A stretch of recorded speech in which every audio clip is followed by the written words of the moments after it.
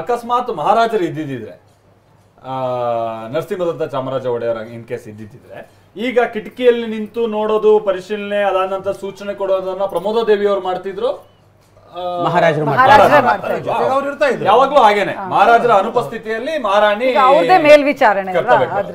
ಯಾಕೆಂದ್ರೆ ಅನುಭವ ಸರ್ ಇಲ್ಲಿ ಅವರಿಗೆ ತಂದೆಯ ಜೊತೆ ಅನುಭವ ಇತ್ತು. ಅಂದರೆ ಶ್ರೀಕಂಠದತ್ತ ನರಸಿಂಹರಾಜ ಒಡೆಯರ್ ಅವರಿಗೆ ಅವರ ಜಯಚಾಮರಾಜ ಒಡೆಯರು ಆನೆಯ ಜೊತೆ ಪಳಗದಷ್ಟೇ ಅವರು ಪಳಗಿದ್ರು ಆ ಪಟ್ಟದ ಆನೆಗಳ ಜೊತೆ. ಇಲ್ಲಿ ನಾವು ನೋಡ್ತಾ ಇದೀವಲ್ಲ ತ್ರಿಷಿಕಾ ದೇವಿ ಅವರು ಪೂರ್ತಿ ಮೇಲ್ಗಡೆಗಿದ್ದಾರೆ, ಪೂರ್ತಿ ಮೇಲೆ ಮಗ ಇದ್ದಾನೆ, ಕಳೆದ ಬಾರಿ ಅವರು ಕೂಡ ಅಲ್ಲಿ ಅತ್ತೆ ಕಿಟಕಿಯಲ್ಲಿ ಇದ್ರು, ಮುಂಚೆ ಇದ್ರು ಅವರು ಕೂಡ ಸ್ವಲ್ಪ ಹೊತ್ತಿಗೆ ಮುಂಚೆ ಇದ್ರು.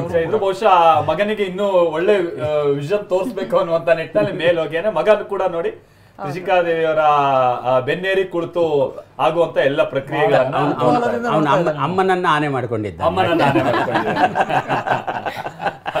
ಇರ್ಲಿ, ಅಲ್ಲಿ ಅವಾಗ ಮಹಾರಾಜರುಗಳೇ ಶ್ರೀಕಂಠದತ್ತರಿಗೆ ಇದ್ದಂತಹ ಅವಿನಾಭಾವ ಸಂಬಂಧ ಇತ್ತಲ್ಲ ಮತ್ತು ಅವರ ಅನುಭವ ಇತ್ತಲ್ಲ, ಅದು ದೊಡ್ಡದು.